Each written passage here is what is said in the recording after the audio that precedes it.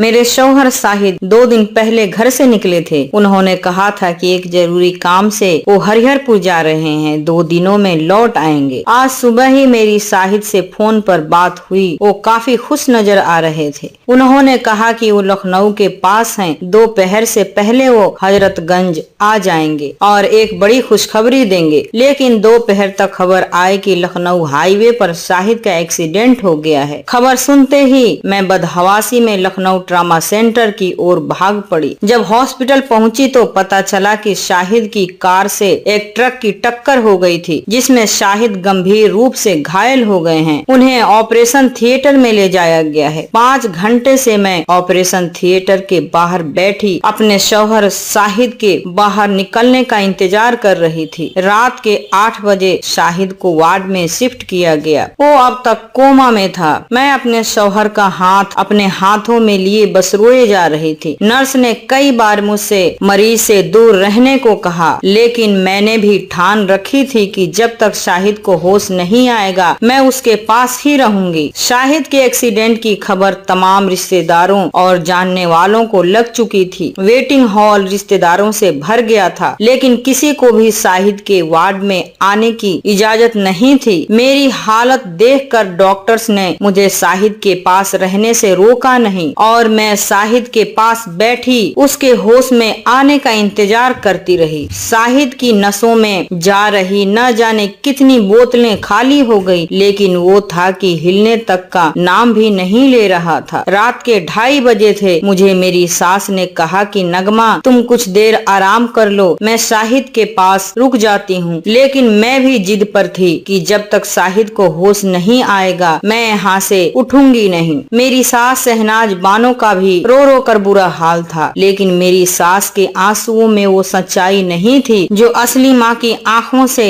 निकलने वाले आंसुओं में होती। क्योंकि शहनाज बानो शाहिद की सौतेली माँ थी, शायद इसीलिए ही उसने शाहिद के पास रुकने की जिद भी नहीं की और मुझे शाहिद के पास छोड़कर वेटिंग हॉल की ओर चली गई। सुबह के 4 बज चुके थे। जो वेटिंग रूम रात तक भरा हुआ था, अब उसमें गिने चुने लोग ही नजर आ रहे थे। शाहिद के वार्ड में भी सन्नाटा छाया हुआ था। मैं शाहिद के हाथों को अपने हाथों में लिए उसके पास बैठी थी। तभी शाहिद के हाथों में मैंने हरकत महसूस की और देखा कि उसे होश आ गया है। यह देखकर मेरी खुशी का कोई ठिकाना नहीं रहा। मैं खड़ी हो गई और शाहिद के करीब जाकर बोली, शाहिद तुम्हें कुछ नहीं होगा। इतना कहकर मैं उसे पकड़कर रोने लगी। उसने मुझे देखा और मेरे हाथों को कसकर पकड़ लड़खड़ाती जुबान में मुझसे बोला, नगमा मैं तुमसे कुछ कहना चाहता हूँ। मैंने अपने आंसुओं को थामते हुए शाहिद से कहा, बोलो शाहिद, मैं सुन रही हूँ। शाहिद ने कहा, मुझे 5 करोड़ रुपए मिले हैं, अब हमारी सारी तकलीफें दूर हो जाएंगी। शाहिद काफी दिनों से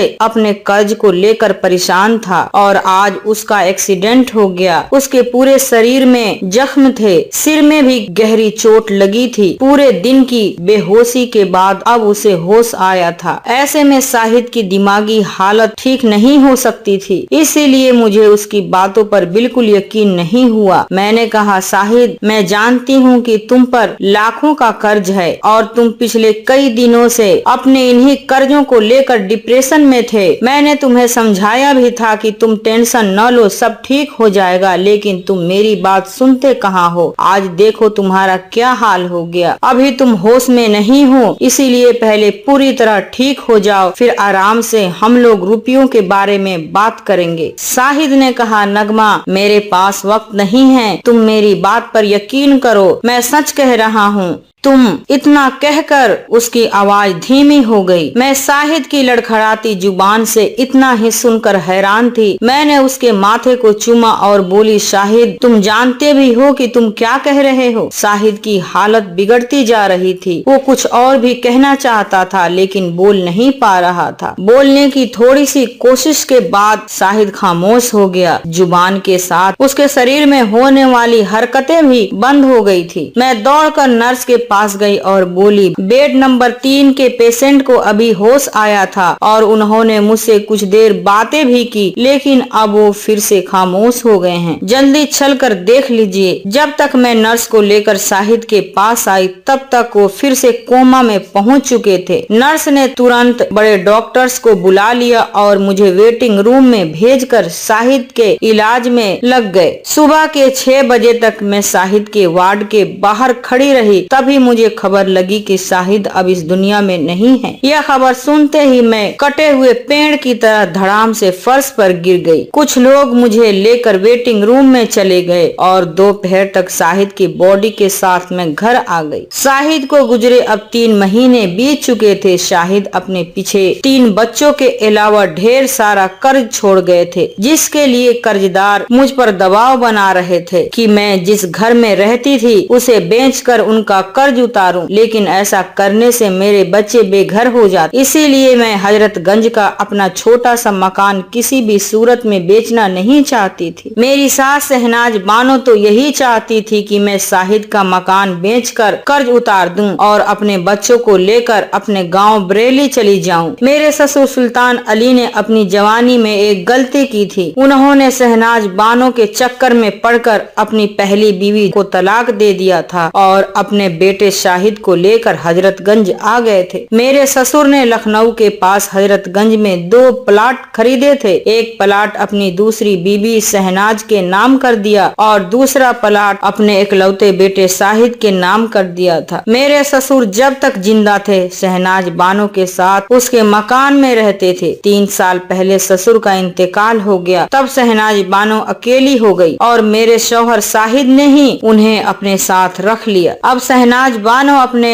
मकान को किराए पर उठाकर मेरे घर पर ही रहती थी और चाहती थी कि मैं शाहिद का ये प्लाट बेचकर कर्ज उतार लूं, लेकिन मैं अपनी सौतेली सास की मनसा को पूरा करने के मूड में नहीं थी। एक दिन मैंने कह दिया कि आप अपने मकान में चले जाइए और वहीं रहिए, मुझसे अब आपकी सेवा नहीं होगी। शहनाज बानो ने अपना सामान उठाया और अपने मकान में शिफ्ट हो गई, लेकिन उन्होंने गुस्से में सभी कर्जदारों को मुझसे अपना कर्ज वसूलने को कह दिया, जिससे लोग मेरे घर पर आकर मुझसे शाहिद का कर्ज अदा करने का दबाव बनाने लगे। मेरे 2 बेटियां और 1 बेटा था। तीनों प्राइवेट स्कूल में पढ़ रहे थे, लेकिन शाहिद के मरने के बाद से मैं इतनी तंगहाली में पहुंच चुकी थी कि तीनों बच्चों की स्कूल फीस तक नहीं दे पाई थी। स्कूल वालों ने कुछ महीनों तक तो कुछ नहीं बोला, लेकिन अब वो बच्चों पर फीस अदा करने का प्रेशर बना रहे थे। इन्हीं सब बातों को लेकर मैं बेहद परेशान थी। मैंने अपने तमाम रिश्तेदारों और शाहिद के करीबी दोस्तों से फोन कर मदद मांगी, लेकिन सब ने मुझसे पल्ला झाड़ लिया। इस बीच मैं शाहिद के आखिरी शब्दों को लेकर भी काफी टेंशन में थी। मैंने अपने घर का एक एक कोना छान मारा था, लेकिन मुझे कुछ नहीं मिला था। कभी मुझे लगता कि शाहिद ने बेहोशी की हालत में झूठ बोला था, लेकिन मैं ये भी जानती थी कि कोई भी आदमी मौत के वक्त कभी झूठ नहीं बोलता। एक दिन मेरी बड़ी लड़की ने मुझसे कहा कि स्कूल वालों ने उसे 10 तारीख तक फीस जमा करने को बोला है, वरना वो मुझे एग्जाम में नहीं बैठने देंगे। घर में मेरे जितने भी जेवर थे वो मैं पहले ही बेच चुकी थी। एक सोने की चैन थी जिसे शाहिद ने मुझे सुहागरात को गिफ्ट किया था। मैं शाहिद की इस निशानी को कभी बेचना नहीं चाहती थी, लेकिन बच्चों के भविष्य की खातिर मुझे वह सोने की चैन भी बेचनी पड़ गई। चैन बेचकर मैंने तीनों बच्चों की स्कूल की फीस भर दी, लेकिन अब मेरे पास अपने जिस्म के अलावा ऐसा कुछ नहीं था जिसे मैं बेच सकूं। रात को बच्चों के सो जाने के बाद शाहिद के आखिरी अल्फाज मेरे कानों में गूंजते उसे 5 करोड़ रुपए मिले थे, लेकिन इतनी बड़ी रकम उसे कहां से मिले और उसने यह रकम कहां छुपा रखी है, यह सवाल मुझे परेशान कर रहे थे। मैंने कई बार सोचा कि शाहिद रात को मेरे सपने में आकर मुझे बताए कि उसने वो रकम कहां छुपा रखी है, लेकिन शाहिद मुझसे इतना दूर चला गया था कि वो मेरे ख्वाबों तक भी नहीं पहुंच पा रहा था। एक रात यही सब सोचती हुई मैं सोने की कोशिश कर रही थी, तभी मेरे मन में ख्याल आया कि शाहिद आखिरी बार मुझसे 2 दिनों के लिए हरिहरपुर जाने की बात बोलकर घर से निकले थे। मैंने शाहिद के तमाम दोस्तों दोस्तों से हरिहरपुर के बारे में जानकारी ली, लेकिन हरिहरपुर में मुझे ऐसा कोई सुराग हाथ नहीं लगा जिससे मुझे शाहिद के हरिहरपुर जाने के बारे में कोई जानकारी हासिल हो सके। इसका मतलब ये था कि शाहिद ने हरिहरपुर वाली बात किसी को भी नहीं बताई थी। मैंने खूब पड़ताल की और मुझे मालूम चला कि शाहिद का दूर दूर तक का कोई दोस्त या रिश्तेदार हरिहरपुर में नहीं रहता था। इसीलिए मैंने उम्मीद छोड़ दी। मेरा घर हजरतगंज में था, यहाँ से लखनऊ करीब ही पड़ता था। मैंने घर चलाने के लिए नौकरी की तलाश शुरू कर दी। एक दिन मेरे मोबाइल पर लखनऊ की एक मशहूर ज्वेलरी शॉप से जॉब का ऑफर आ गया और मुझे वहाँ जॉब मिल गई। मुझे जॉब करते हुए 2 महीने बीत चुके थे। इस बीच कर्जदारों के दबाव की वजह से मैंने तय कर लिया था कि मैं अब हजरतगंज वाला प्लाट बेच दूंगी और अपने 3 बच्चों के साथ लखनऊ में किराए पर रहकर अपनी मामूली नौकरी के सहारे अपने बच्चों की परवरिश कर लूंगी। ज्वेलरी शॉप के मालिक का नाम रौनक शेख था। वो मेरी बहुत मदद करता। लंच मैं रौनक के साथ ही करती। रौनक अमीनाबाद रहता था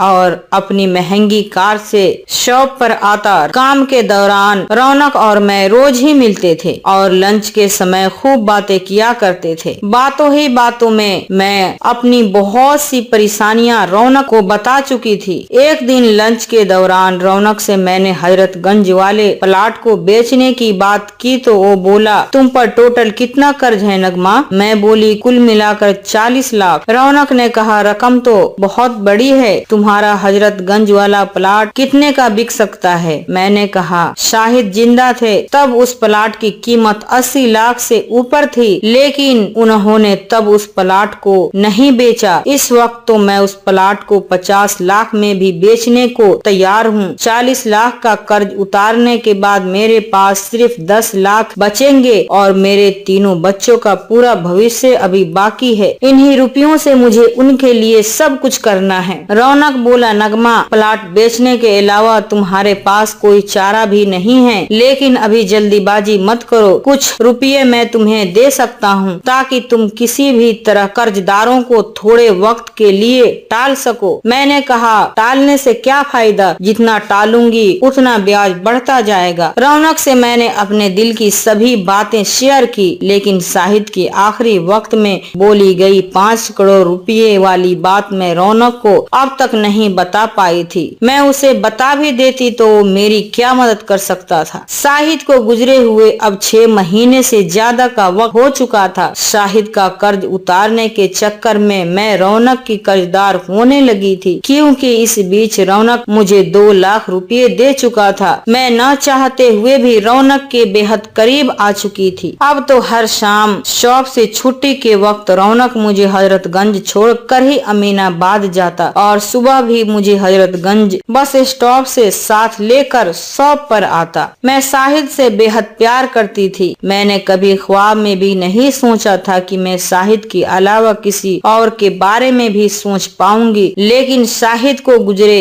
अभी 1 साल भी पूरा नहीं हुआ था कि मुझे रौनक से प्यार हो गया और वो भी मुझे चाहने लगा। अब तो जब भी समय मिलता मैं रौनक के घर अमीनाबाद पहुंच जाती और उसके साथ समय बिताकर ही अपने घर लौटती। हम दोनों के बीच के सारे फासले मिट गए थे। बिना शादी के ही हम दोनों शौहर और बीवी के रिश्तों में बंध चुके थे। हमारी शॉप के सभी लोग हम दोनों की इस मोहब्बत को समझ चुके थे और रौनक को भैया तो मुझे भाभी कहने लगे थे। मैं रौनक को पाकर बेहद खुश थी। शाहिद के जाने से मेरी जिंदगी में जो खालीपन आ गया था उसे रौनक ने पूरा कर दिया था। मेरी बदरंग सी हो चुकी जिंदगी में रौनक ने फिर से रंग भर दिए थे। मेरी और रौनक की नजदीकियों की खबर जब मेरी सास शहनाज बेगम को लगी तो उसने कर्जदारों को कह दिया कि अपनी रकम जल्द वसूल लो, वरना ये औरत कभी भी प्लाट बेचकर अपने आशिक के साथ रफू चक्कर हो जाएगी। मेरी सास के इस हरकत का नतीजा ये हुआ कि कर्जदारों ने मुझे फिर से परेशान करना शुरू कर दिया। एक दिन मैंने परेशान होकर रौनक से शाहिद की आखिरी वक्त वाली बात बता दी। रौनक ने कहा, अगर तुम्हारे शौहर आखिरी वक्त में हरिहरपुर गए थे तो हमें हरिहरपुर जरूर जाना चाहिए, लेकिन जाने से पहले हमें ये मालूम करना होगा कि वो हरिहरपुर में कहाँ गए थे। मैंने कहा, यही तो मालूम नहीं है कि वो आखिरी वक्त में हरिहरपुर क्या करने गए थे। उनके साथ कोई नहीं था, इसीलिए यह कैसे मालूम होगा। रौनक ने कहा, शाहिद की कॉल डिटेल से हम ये पता लगा सकते हैं। मैंने रौनक के कहने पर अपने शौहर शाहिद की कॉल डिटेल्स निकलवाई और शाहिद के एक्सीडेंट से एक सप्ताह पहले के जितने भी नंबरों से शाहिद की बात हुई थी, सभी नंबरों पर बारी बारी से कॉल मिला दिया। कुछ नंबर तो स्विच ऑफ थे और कुछ शाहिद के वो दोस्त थे जिन्हें मैं बखूबी जानती थी। आखिर में मैंने जो नंबर डायल किया वो किसी औरत का था जो हरिहरपुर में रहती थी। मैंने पूछा, आप शाहिद को कैसे जानती हैं? मेरे सवाल का जवाब देने की बजाय उस औरत ने मुझसे ही सवाल कर दिया। वो बोली, तुम कौन हो? मैंने कहा, मैं शाहिद की बीवी हूँ, मेरा नाम नगमा है। पिछले साल 22 अक्टूबर को लखनऊ हाईवे पर उनकी कार एक ट्रक से टकरा गई थी और हॉस्पिटल में इलाज के दौरान अगले दिन उनकी मौत हो गई थी। अब मुझे पता चला है कि वो एक्सीडेंट से पहले हरिहरपुर ही गए थे। उनकी कॉल डिटेल से मालूम चला कि वो मरने से कुछ समय पहले से आपसे संपर्क में थे। मेरी बात सुनने के बाद वो औरत बोली, मुझे शाहिद की एक्सीडेंट की खबर मिल गई थी और मैं उसके जनाजे में तुम्हारे घर भी गई थी। तुम चाहो तो हरिहरपुर आ सकती हो, बाकी बातें यहीं बैठकर कर लेंगे। एक अजनबी औरत से फोन पर ज्यादा बातें करना मुझे भी अच्छा नहीं लगा। मैंने उस औरत से हरिहरपुर के उसके घर का एड्रेस लिया और अगले ही दिन रौनक के साथ हरिहरपुर के लिए निकल पड़ी। मैं रौनक की कार में उसकी बगल में बैठी सोच रही थी कि आखिर हरिहरपुर वाली उस औरत से शाहिद का क्या रिश्ता था। जिस औरत से मेरी सुबह फोन पर बात हुई थी, दोपहर तक हम लोग उस औरत के घर के दरवाजे पर खड़े थे। घर क्या, यह तो एक आलीशान बंगला था। मैंने डोर बेल बजाई तो एक अधेड़ उम्र की औरत ने दरवाजा खोला और सलाम दुआ के बाद वो औरत हमें लेकर अपने बड़े से ड्राइंग रूम में पहुंच गई। अपनी नौकरानी को 3 कप चाय के लिए बोलकर वो हमारे सामने वाले सोफे पर आकर बैठ गई और बोली, मेरा नाम जैनब है और शाहिद को जन्म देने वाली माँ मैं ही हूँ। उस औरत के मुंह से यह बात सुनकर मेरे तो होश उड़ गए। अपने असली सास को इस तरह अपने सामने देख मैं झट से अपनी जगह से उठी और उन्हें गले लगाकर रोने लगी। वो भी मुझे गले लगाए हुए रोने लगी थी। कुछ देर बाद हम दोनों ने खुद को संभाला और अपनी अपनी जगह पर बैठ गए। अब रौनक को अपने साथ यहाँ लाने पर मुझे बेहद शर्मिंदगी महसूस हो रही थी, क्योंकि मैं रौनक के साथ इस उम्मीद में हरिहरपुर आई थी कि मुझे शाहिद की आखिरी बातों का कोई सुराग मिल सके। लेकिन मैं तो अनजाने में शाहिद की सगी माँ के घर आ गई, वो भी अपने आशिक रौनक के साथ। अगर उन्हें रुपयों के बारे में कुछ पता भी होगा तो अब वो मुझे नहीं बताएंगी, क्योंकि उनका बेटा तो मर चुका है और बहू किसी और के साथ गुलछर्रे उड़ा रही है। अगर मुझे मालूम होता कि मैं शाहिद की असली माँ से मिलने जा रही हूँ तो मैं रौनक को यहाँ हरगिज न लाती। और वही हुआ जिसका डर था। मेरी सास जैनब ने मुझसे पूछा, तुम्हारे साथ यह कौन है नगमा? अपनी सास के इस सवाल को सुनकर मैं सकपका गई। मैं समझ ही नहीं पा रही थी कि मैं क्या जवाब दूं। मेरे चेहरे की शर्मिंदगी को जैनब बानो ने शायद पढ़ लिया था। मैंने सहमी सी आवाज में कहा, मैं इन्हीं के शॉप पर जॉब करती हूँ। आज छुट्टी थी तो मैंने ही रौनक से हरिहरपुर चलने को कहा। इन्हें भी हरिहरपुर मार्केट में कुछ काम था तो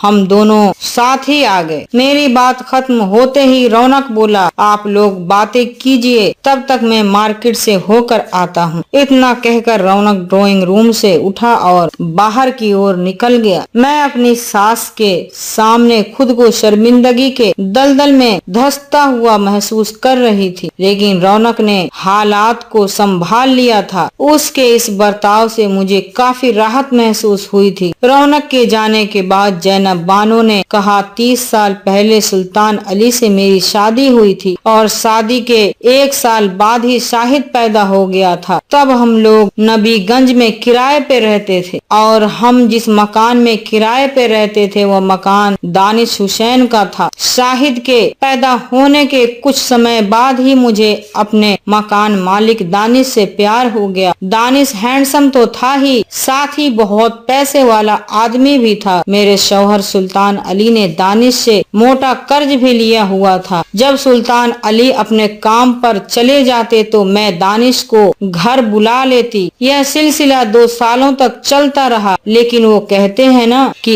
इश्क और मुश्क छुपाए नहीं छुपते। एक दिन मेरे शौहर सुल्तान अली ने हमें रंगे हाथों पकड़ लिया, लेकिन बिना हंगामा किए मुझे और दानिश को अपने सामने बिठाया और उन्होंने दानिश से पूछा कि क्या तुम जैनब से सच्चा प्यार करते हो या सिर्फ अपनी हवस पूरी करने के इरादे से इसके पास आते हो। सुल्तान अली की बातों का जवाब देते हुए दानिश ने कहा, मैं जैनब से बेइंतहा प्यार करता हूँ। तब सुल्तान ने मुझसे यही सवाल किया तो मैंने भी कह दिया कि मैं दानिश से प्यार करती हूँ। तब उन्होंने कहा कि मुझे दानिश और सुल्तान में से किसी एक को चुनना होगा और मैंने सुल्तान के सामने ही दानिश का हाथ पकड़ लिया। मेरे इस फैसले की इज्जत करते हुए मेरे शौहर सुल्तान ने मुझे तलाक दे दिया और मेरे बेटे शाहिद को लेकर हजरतगंज चले गए। सुल्तान अली से तलाक और दानिश से शादी के बाद मैं काफी समय तक नबीगंज में ही रही।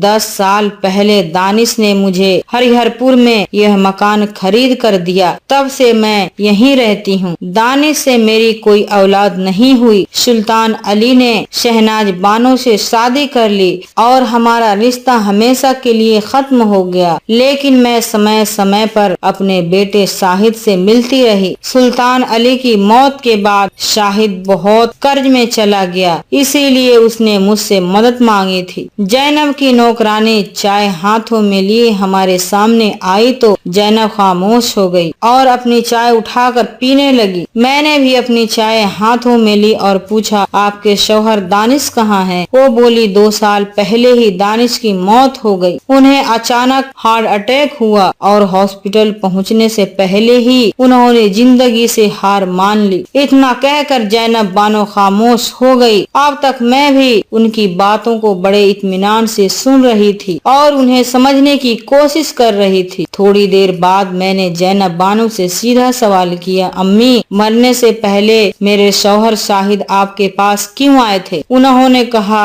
अपने शौहर दानिश के मरने के बाद मैं बिल्कुल अकेली हो गई थी। अब शाहिद के अलावा मेरा इस दुनिया में और कोई नहीं था। मैंने शाहिद से संपर्क किया तो मालूम चला कि वो बहुत कर्जे में था, लेकिन तब मैं भी उसके लिए कुछ नहीं कर सकती थी। मेरे दूसरे शौहर दानिश के एक छोटे भाई मुराद हैं। वो अपने परिवार के साथ ऑस्ट्रेलिया में रहते हैं। दानिश की अचानक मौत की खबर सुनकर वो नबीगंज आए और कुछ दिन यहीं रहकर उन्होंने नबीगंज की अपनी सारी प्रॉपर्टी को बेचना शुरू कर दिया और दानिश की बीवी होने के नाते मुझे नबीगंज की प्रॉपर्टी का मेरा हिस्सा मिल गया। मेरे हिस्से के 10 करोड़ रुपए मेरे बैंक अकाउंट में आ गए। मैंने 5 करोड़ अपने पास रखकर बाकी के 5 करोड़ रुपए शाहिद को देने का मन बना लिया। यह बात मैंने शाहिद को बताई और उसे हरिहरपुर बुला लिया। जब वह हरिहरपुर आया तो मैंने उसे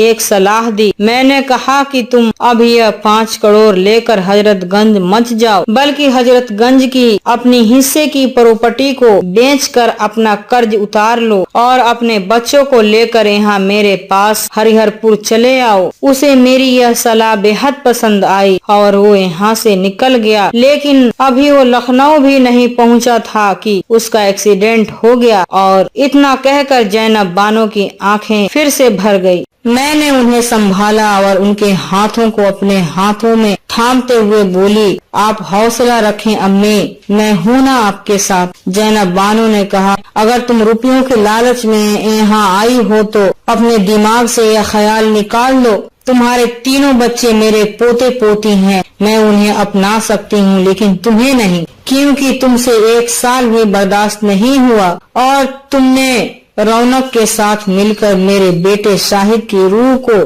ठेस पहुंचा दी। जैनब बानो का इशारा किस ओर था मैं समझ गई थी। जैनब बानो के मुंह से ऐसी बात सुनने की मुझे बिल्कुल उम्मीद नहीं थी। अपनी सफाई देते हुए मैंने लड़खड़ाती हुई आवाज में जैनब बानो से कहा, आप मुझे गलत समझ रही हैं। मेरी बात अभी पूरी भी नहीं हुई थी कि जैनब बानो बोल पड़ी, शाहिद की मौत के बाद मैंने सोचा था कि मैं तुमसे मिलकर सब कुछ बता दूं और शाहिद का सारा कर्ज उतार कर तुम्हें तुम्हारे तीनों बच्चों के साथ अपने पास बुला लूं, लेकिन फिर मुझे लगा कि जल्दीबाजी ठीक नहीं। मैंने तुम्हें 1 साल परखने की सोची ताकि मैं यह जान सकूं कि मेरे बाद मेरी सारी संपत्ति की वारिस उस लायक है भी कि नहीं। इसीलिए मैंने एक प्राइवेट जासूसी एजेंसी से मदद ली और तुम्हारी हर गतिविधि पर नजर बनाए रखी। तुमने बच्चों की खातिर बेहद संघर्ष किया। तुम्हारा यह संघर्ष देखकर मैं बेहद खुश थी। इसीलिए जब तुम जॉब के लिए भटक रही थी तब मैंने ही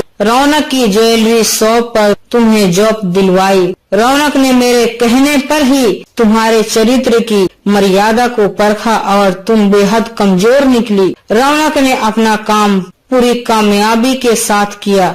तुम मेरे इम्तिहान में फेल हो चुकी हो नगमा। तुम चरित्रहीन औरत हो, इसीलिए तुमसे मेरा कोई नाता नहीं। अब तुम यहाँ से जा सकती हो। जैनब की बात खत्म होने तक मैं बेजान शरीर बन चुकी थी। मुझे अपने किए पर बेहद अफसोस हो रहा था, साथ ही मुझे रौनक से नफरत हो गई थी। मैंने कितनी बड़ी गलती कर दी थी, इस बात का एहसास मुझे अब हो रहा था। मैं अपने सास जैनब से नजरें मिलाने की हिम्मत न कर पाई और सिर नीचे किए वहाँ से उठकर बाहर निकल आई। मैंने ऑटो किया और सीधे अपने घर आ गई। मुझे परेशान देखकर मेरी बड़ी लड़की ने मुझसे कहा, अम्मी आप इतना परेशान मत हुआ कीजिए। अपनी बेटी के मुंह से यह शब्द सुनकर मुझे अच्छा तो लगा, लेकिन मैं और ज्यादा परेशान हो गई। पूरे दिन मैं सोचती रही कि मैंने कितना बड़ा गुनाह कर दिया। मैंने शाहिद के साथ ही धोखा नहीं किया, बल्कि अपने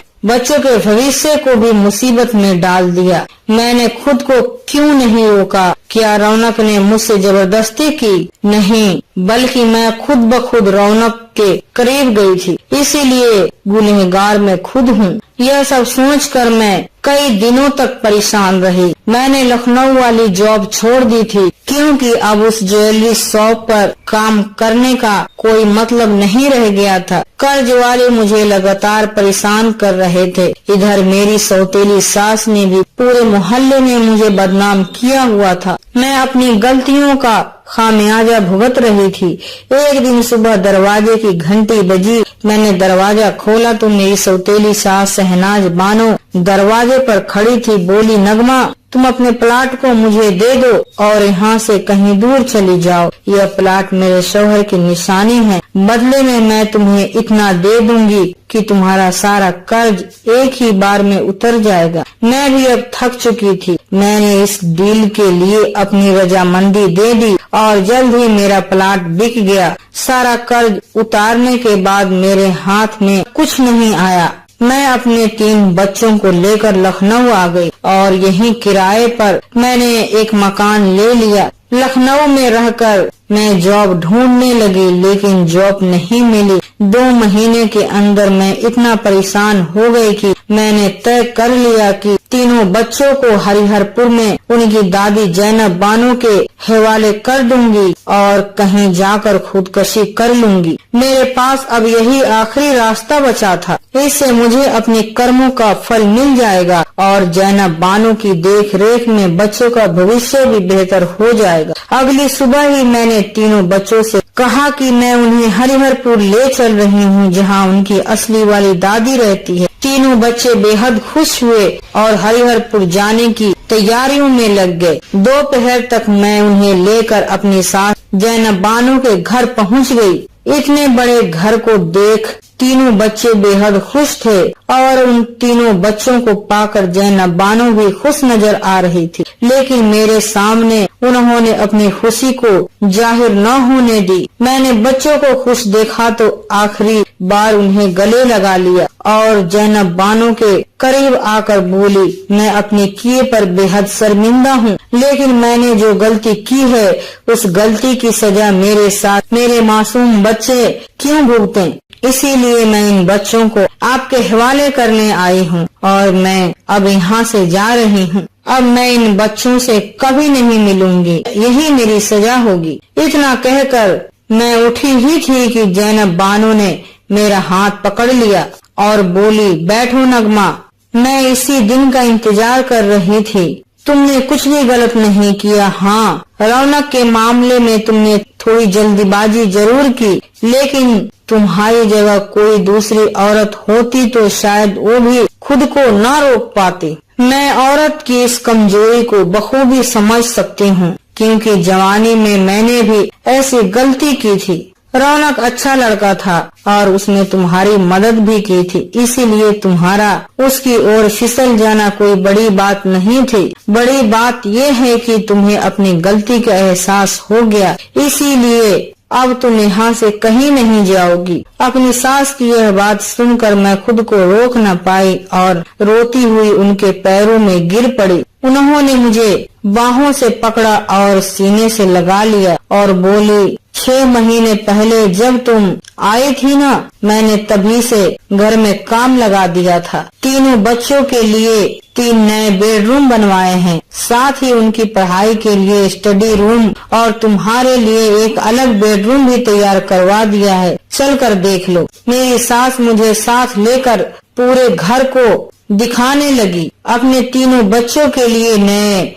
बने कमरों को देखकर मैं बेहद खुश थी। तभी मेरी सास मुझे लेकर एक खूबसूरत से कमरे में दाखिल हुई और बोली, ये तुम्हारा बेडरूम है नगमा। इतने बड़े और इतना खूबसूरत बेडरूम को तो मैंने ख्वाबों में भी नहीं देखा था। मैंने हैरानी भरी आवाज में अपनी सास से कहा, अम्मी, अब मुझे अलग बेडरूम की क्या जरूरत है? मेरे इस सवाल का जवाब दिए बिना मेरी सास मुझे लेकर बंगले की बड़े से गार्डन में आ गई। काफी देर तक हम दोनों सास बहू गार्डन में घूमते रहे। तभी डोरबेल बजी। घर की नौकरानी ने दरवाजा खोला तो सामने रौनक खड़ा था। उसे देखकर मैं हिल सी गई। तभी जैनब बानो उसकी ओर बढ़ गई और उसका हाथ पकड़कर उसे मेरे पास ले आई। मैं रौनक को देखकर सदमे में आ गई थी, फिर भी मैंने हिम्मत की और जैसे ही वो मेरे करीब आया, मैंने एक जोरदार तमाचा उसके गालों पर जड़ दिया। उसने अपने गालों पर हाथ रखा और जैनब बानो की ओर देखकर मुस्कुराने लगा। तभी जैनब बानो ने मुझसे कहा, रौनक ने कुछ भी गलत नहीं किया। मैं अपने पहले शौहर सुल्तान अली को छोड़कर दानिश के साथ रहने लगी थी। कई साल बीतने के बाद भी मुझे दानिश से कोई बच्चा नहीं हुआ। बच्चे के लिए महंगा इलाज करवाया, लेकिन कोई फायदा नहीं हुआ। तब हम दोनों ने अनाथ आश्रम से एक बच्चे को गोद लिया और वो बच्चा इस वक्त तुम्हारे सामने खड़ा है। रौनक मेरा ही बेटा है। भले ही मैंने इसे जन्म नहीं दिया, लेकिन मैंने रौनक में और शाहिद में कोई फर्क नहीं समझा कभी। दरअसल जब तुम जॉब के लिए भटक रही थी, तब मैंने ही रौनक से कहकर तुम्हें जॉब ऑफर करवाई थी। अब यह तुम्हारा है, संभालो इसे। इतना कहकर मेरी सास हमें गार्डन में छोड़कर अंदर बच्चों के पास चली गई। रौनक और मैं आमने सामने खड़े थे, लेकिन मेरे पास अल्फाज नहीं थे जो मैं रौनक से कुछ कह पाती। तभी रौनक मेरे करीब आया और बोला, मैंने तुमसे कोई धोखा नहीं किया। मैं अम्मी के कहने पर तुमसे नजदीकियां बढ़ाई, लेकिन धीरे धीरे मुझे एहसास हुआ कि मैं सचमुच तुमसे प्यार करने लगा हूँ। आई लव यू नगमा। इतना कहकर रौनक ने मेरे हाथों को पकड़ लिया। अब मैं समझ चुकी थी कि मेरे लिए मेरी सास ने इतना बड़ा और इतना खूबसूरत बेडरूम क्यों बनवाया था। शाम तक मैं और रौनक गार्डन में थे। तभी मेरी सास मेरे करीब आई और बोली, मैंने अभी काजी साहब से बात की और नजदीक का बारात घर भी बुक कर लिया है। अगले हफ्ते ही तुम दोनों का निकाह है। तब तक तुम दोनों अलग अलग ही सोओगे, समझे? अपनी सास की यह बात सुनकर मैं शर्म के मारे मरी जा रही थी कि उन्होंने मुझे बाहों में भर लिया। कहानी से सीख, मुश्किल वक्त में ही इंसान बड़ी गलतियां करता है और ऐसी गलतियां इंसान को गुमराही के ऐसे भयंकर दलदल की ओर ले जाती है जहां से वापस निकलना नामुमकिन होता है। नगमा को सास के रूप में एक अच्छी औरत मिली थी। यह नगमा की खुशकिस्मती थी, लेकिन यह याद रखिए कि हर औरत नगमा जैसी किस्मत लेकर पैदा नहीं होती। आपको यह वीडियो कैसा लगा कमेंट बॉक्स में जरूर बताएं। मेरे इस चैनल को सब्सक्राइब जरूर करें, क्योंकि मैं आपके लिए लाती हूँ सबसे ओरिजिनल कहानियां। शुक्रिया आप